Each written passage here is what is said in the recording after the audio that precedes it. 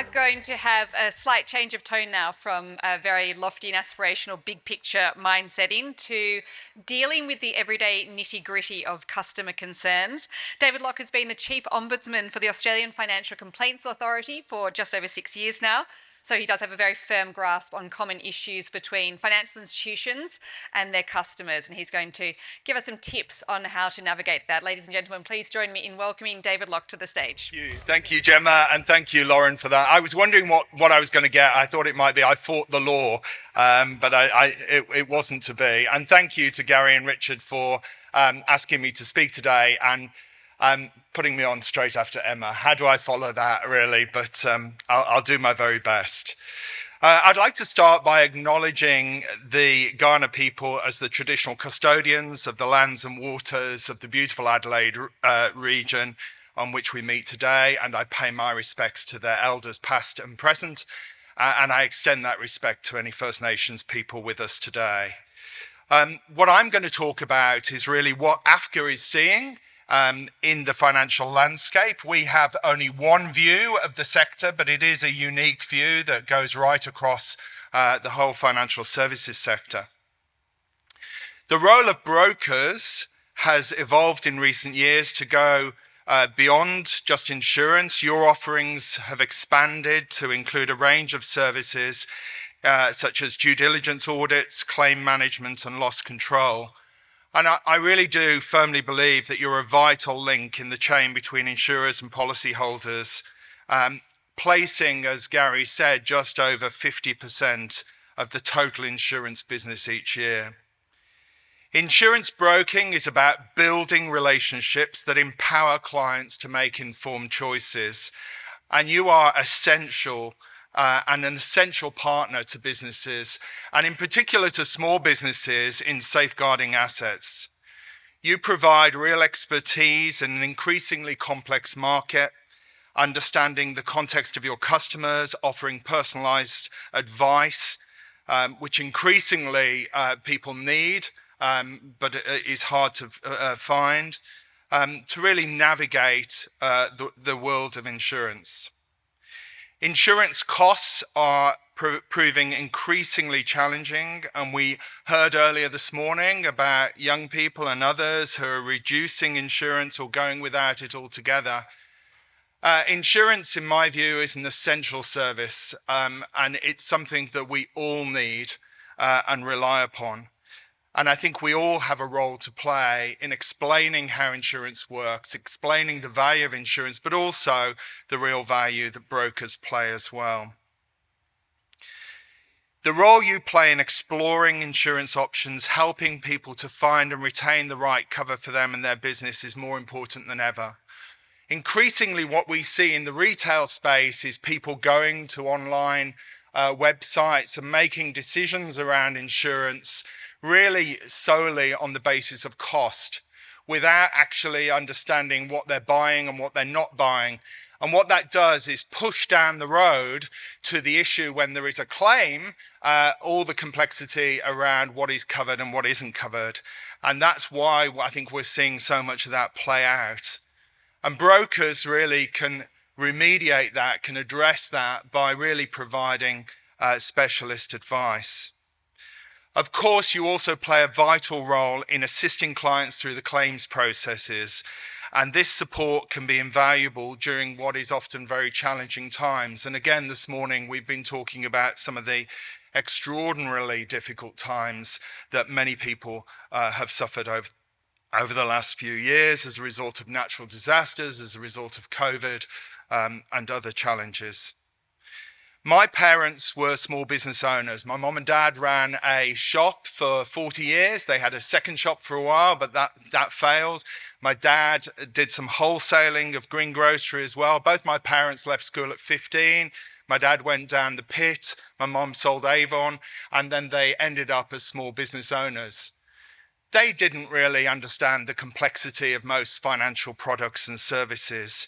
They relied heavily on their insurance broker, who was viewed as a family friend. I remember him as an uncle, but he was actually their broker. They didn't have a relationship with him before, but they relied upon him as a professional partner and played a vital role. My brother became an insurance broker and for many years was an insurance broker. He now does other forms of financial advice. But I start from the standpoint where I do have an appreciation of the role that you play. And I do think that you add real value to small businesses and when you work with retail consumers to them as well. The success of your business is very much down to you, and we've just been hearing from Emma about leadership and around the challenges of running businesses. It's fundamentally down to you, and it's down to your approach and your professionalism and that of the people who work with you and for you as well. But there is also another factor that's at play here, and that is really the reputation of the insurance broking industry more broadly, and that's what I'll talk a little bit about. Professionalism and fair outcomes are good for customers, they're good for business. You know that your reputation is built up over years of service to your customers. Many of your customers will come on referral or recommendation from others. Reputations are hard to acquire, but they can be easy to lose. And that's why ensuring that the reputation of the broking industry more generally is also really important. We've seen so often when there are issues in particular parts of the financial services sector that everybody gets tainted as a result of that, and that's not good for anybody. So that's why I think NEBA does play a really important role. That's why I think the code of practice is important, and I'll talk a little bit about that as well. Last year, insurance brokers made up 6% of AFCA members. Now, I know it might not be the club that you most aspire to join. It doesn't sort of give you reward points or anything, but you do comprise a significant part of our membership. The really good news is that you don't actually generate very much work for us and that you're not terribly active members. So last year we had over 104,000 complaints brought to AFCA, and in terms of insurance brokers, only 584. 584 out of 104,000. So that is tremendous figures really to talk about. When we look at the general insurance sector, we actually had 29,000 complaints brought against general insurers. And I'll say again, 584 with regard to yourselves. So many of you will have had very limited interaction with AFCA, and that's good. It's not something I'm looking to change. But whilst you don't have the same volume of complaints at all that general insurers have, which have actually increased 81% over the last 6 years, there are some themes that we can pick up from the small number of complaints that we do get involving brokers. Some of these are very simple things to fix, such as making sure you're providing your clients with up-to-date policy documents, keeping good business records to document the services you provide and the advice you provide. It's really important when complaints are made that you've got proper record keeping and that you can really show that your advice was in the best interests of the customer, making sure the policy still meets their needs rather than simply renewing each year. Some of the other issues are harder to address. The most complained about issue for brokers mirrors the most complained about issue for general insurers, and that is with regard to delay in claims handling. So 15% of all complaints about brokers are about it taking far too long for your clients to receive a response to their claims submission. Now, of course, the reason for the delay very often will not sit with you. But I think it is an area where what we see across the piece is that communication is the key.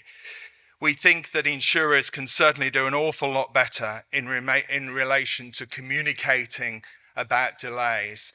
And one of the biggest problems we've seen is around motor vehicle insurance and delays in that space. We have a real issue around that. I encourage you to continue to keep your clients up to date, be responsive in your communication and a customer-centric mindset. Another more complex theme we've seen emerge is about the provision of a claim service to the standard required of a competent and experienced insurance broker. The responsibility of a broker is to represent your client's interest by advocating for policy entitlements, not merely acting as a mouthpiece for the insurer. And I'm sure that that's what you do.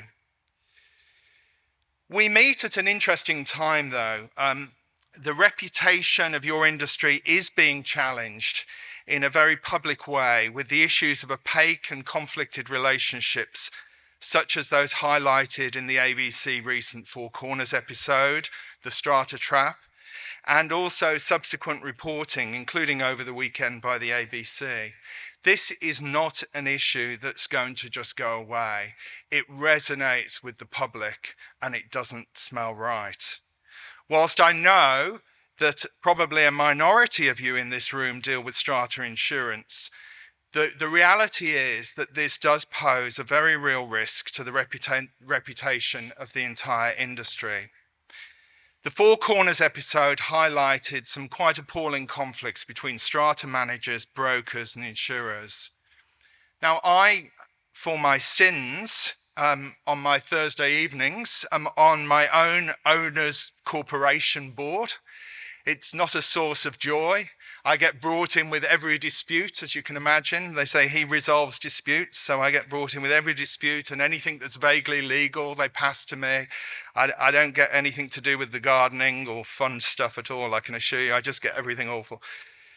But it was so interesting when that episode aired. People were sending it around. There were all these messaging and WhatsApp that was going on, phone calls that were coming. People were saying, why are we using an insurance broker? The broker can't be trusted. We need to review the strata manager. What's going on in this? So people were jumping ahead and making all these assumptions. And I was just saying, calm down, calm down. There's very good reasons why we use a broker. Brokers deliver really good service, and actually trying to explain this. Most people have very little understanding of any of this area at all, but they are paying attention to this. And the concern for all of you should be that they won't necessarily differentiate. The poor practices of some may have consequences for all. All brokers need to take this seriously, and I know NIBA are as well, and act to regain trust, because trust from consumers is very much at the heart of your whole business model. And we need to ensure the reputation of the industry is protected. The code can be very helpful here. It can play a really important role. It's not a panacea. There's no panacea to any of this, but it can help affect change. And it's important that industry backs up the public statements with action. I really was very taken with Jennifer's comments from Aon at the session that we had earlier this morning, talking about the importance of transparency. And I really do think transparency is key here. So if we're keen on genuine disclosure and transparency, then the code needs to move forward with stronger, more progressive commitments from industry. I don't think it's difficult at all for brokers to be able to evidence the value that they add and the fees that are charged. And I think you should be proud of the industry that you have and the service that you provide and be able to defend that. And I think the code is an opportunity to take a step forward with regard to this. Following the Four Corners story, NIBA made a public statement which noted the importance of transparency, and this does need to be followed up with meaningful action. Technical compliance with the law and what the Court of Public Opinion deems as fair and ethical conduct can be entirely different. So the law sets a test so far, but actually what passes the pub test may be quite different. And we've seen this with banking, we've seen this with other areas as well. And industry needs to be attuned to this. The law can be very slow to catch up. Strong industry codes are critical, setting professional and progressive conduct above the base level of the law. A public commitment from you in the industry about what you stand for in terms of fair, ethical, professional conduct, being accountable to that commitment can and will go a long way to maintaining and continuing to build public trust and confidence. Along with AFCA's external dispute resolution service, which very few of you need, which is good, the systemic issues function that we play, we also play a very active role with regard to industry codes of practice. Industry codes are critical to our assessment of what is fair and reasonable in each individual case. In fact, our rules require us to have regard to these when we are looking at each matter. AFCA's constitution specifies our responsibilities to support codes of practice.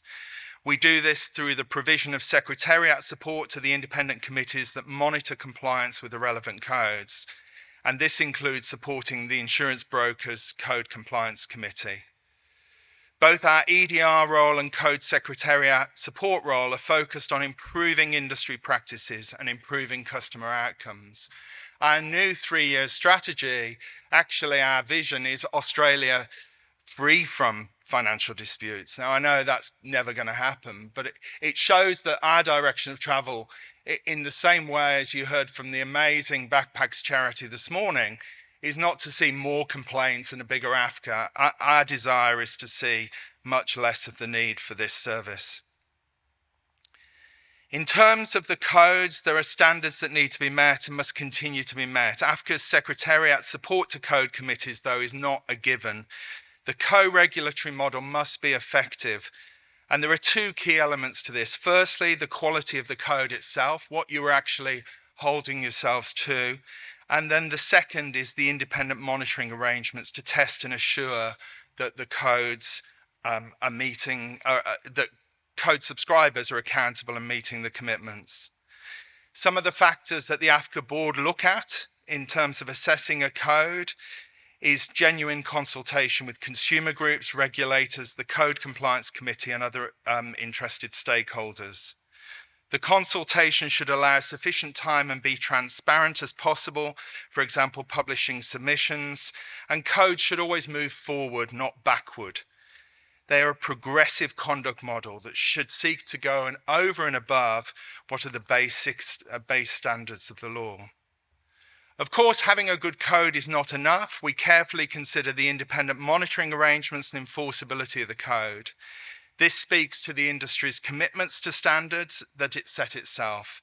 So being sufficiently resourced to undertake meaningful independent assurance activities, including being able to proactively investigate new and emerging issues, are really important. Operating independent of industry. Although funded by industry, the Code Compliance Committee must operate independently, and this is critical to the effectiveness and credibility of the model. This means there'll be many times where the code committees and industries have different views on issues. That's not always comfortable, but differing views on issues are a healthy sign of independent thinking, fostering robust discussions, driving continual improvement, and actually giving the public confidence that there's some value to this. Transparency, publishing reports and findings, including data breach data that Gary talked about, some of which can make industry uncomfortable, but it's important that we are looking to review and take the industry as a whole forward. And we're doing this for the benefit of all. We're doing this to protect your brand, to protect your reputation, to protect trust and confidence, which is something that we all support. AFCA's looking forward to contributing to the review of your code. It's an important piece of work, and we encourage NEBA to follow a similar approach to the Insurance Council of Australia when reviewing their code, approaching reviews constructively with a view to implementing positive change. It's a benchmark that we want to see in all codes. The review of your code comes at an important time with so much scrutiny of the insurance sector. And we heard this morning about the House of Representatives committee report that was out last Friday with the 84, I think it's 86 different recommendations. We've seen what's coming out of the review there. There's a lot of scrutiny from politicians and from the media, more than I've ever seen in my 12 years here about insurance at the moment. We want to see a stronger commitment in your code to transparency of remuneration and conflicts of interest. As I mentioned earlier, there are many eyes upon you now, and the review of your code is a great opportunity to draw a line in the sand on some of the opaque practices of the past. Shining a light on the issues you may prefer to keep in the shadows is what AFCA expects of itself and its members, and it's what will take us all forward. A hard lesson on the value of transparency was learnt by the banking industry, who are still to some extent dealing with the repercussions of the Royal Commission. We'd like to see a bigger commitment from all facets of the insurance industry, including brokers, to getting ahead of these issues now. Because ultimately, if you're not prepared to take the role on yourselves, the risk is that someone else will come and do it for you. And that's definitely what happened with the banks. I'd now like to just make a few remarks about another initiative that's on the horizon at the moment. As you may be aware, the Australian government's currently consulting on draft legislation to implement a scams prevention framework. And this is an economy-wide reform to protect the Australian community from scams. AFCA's watching this with particular interest because in the last financial year, we dealt with 11,000 scam complaints, and that is the tip of the iceberg. And that was an increase of 81% on the previous year. And I doubt there is a single person in this room who doesn't know somebody who's been scammed, who doesn't regularly get texts that look dodgy or emails that look dodgy. And hopefully there aren't many of you that have actually suffered loss, but I know that many have, including many small businesses. Scams now represent 10% of all complaints coming to AFCA. The government is seeking to establish a whole of ecosystem response to scams, including prescribing AFCA as a single EDR for banks, telecommunications and digital platforms. And we're committed to working with the government, industry and regulators on this. I've run significantly over time, and I can see that Gemma's desperate to get on stage. And so I'd better stop speaking then, but we're happy to answer any questions. Thank you. Now, but let me start by asking, David, the theme of the conference is beyond the status quo. You get to look throughout the entire financial services industry. What are you seeing? Who's doing something clever or different or insightful, something that really connects with customers in some aspect of the financial services landscape? Well, we have seen massive progress over the last 6 years being taken by some of the major banks in terms of resolving complaints at internal dispute resolution. So if I look back to 6 years ago, one of the major banks was resolving 25% of matters when we first went to them. So thousands and thousands of cases were coming through to us. And they're now resolving 74% of cases at that first stage. So that is literally thousands of consumers who have got issues, who are coming to us, and the bank is sorting it out. And often what we've seen in those spaces is really where there's been investment in teams, there's been a proper view of complaints as actually a bit of a canary in the coal mine, an opportunity to work out where there might be business issues and to try and address those. With insurers, general insurers, we've actually seen things go backwards. And what we've seen with the natural disasters is, although they've handled and stepped in and done a fairly good job a lot of the time in the natural disaster zones, what we have seen though is 4 months after each event, other non-disaster complaints are just going through the roof. So what that shows is the whole ecosystem cannot cope with the volume of complaints that are coming through. And this is persistent and has been progressively getting worse. So technology is one opportunity there. But the reality is, if you are in a situation where you've been flooded out of your home or your car's been lost, you want to speak to a person in that situation. And they've got to do better in terms of basically keeping people informed and having that human contact. So that's really one area that we see issues, and scams are another area that I could talk about endlessly, but it's not directly related to your work today. David, thank you. We've been in a cost of living crisis for 4 years or so now. Is that or any other specific thing changing the nature of the complaints you're seeing, and something that people responding to complaints need to be extra alert to and vigilant about? Well, we're definitely seeing a lot more financial hardship, and we've seen that progressively. So I think it started with rents going through the roof, really, post-COVID. And so what we didn't see mortgage repossessions or defaults on mortgages. And really what the RBA was saying at a macro level, people have still got these savings from COVID and people are in a quite good situation. But we actually saw rents increase dramatically. And then what we started to see was other forms of lending. So buy now, pay later significantly increase. Payday loans significantly increase, motor vehicle financing and various other forms of credit. It's been much slower to see the mortgage defaults, although we are seeing them now. Financial hardship complaints have gone up 18% over the last year, but I think that's masking a lot. So when we've had high interest rates in the past, one option to people has been to sell the property and to move into private rented accommodation. With rental costs so high, that's actually rarely an option for people these days. So what we're finding is people are doing everything to try and keep the mortgage payments going. But it does mean that we are seeing people give up insurance because they simply can't afford it.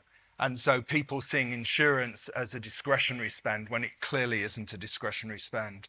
And then, of course, we see where flood-affected areas and certain parts of northern Australia where the insurance premiums are so high that many people just simply can't afford to be insured. We have some great questions going through, but unfortunately we have to wrap this session up. I'm just going to ask one more. This is from Anne. So few complaints against brokers is wonderful, but do you have any idea of when there are complaints about insurance, how many are going direct to the insurance industry and how many are coming via brokers? We find that 87% of people who come to us have not got anybody representing them. Of the people who are represented, about 9% are represented by family members, and about 4% are represented by financial counsellors or legal aid. So it would be a small percentage where we know that there is a broker involved. But where there are brokers involved, normally our experience is that that's a very positive interaction, and actually it's very helpful to have the broker involved in putting forward the claim. That is a great talking point to finish, a great point for communications to customers to finish on. David, thank you so much again for all of your insights and really practical, helpful advice. Thank you.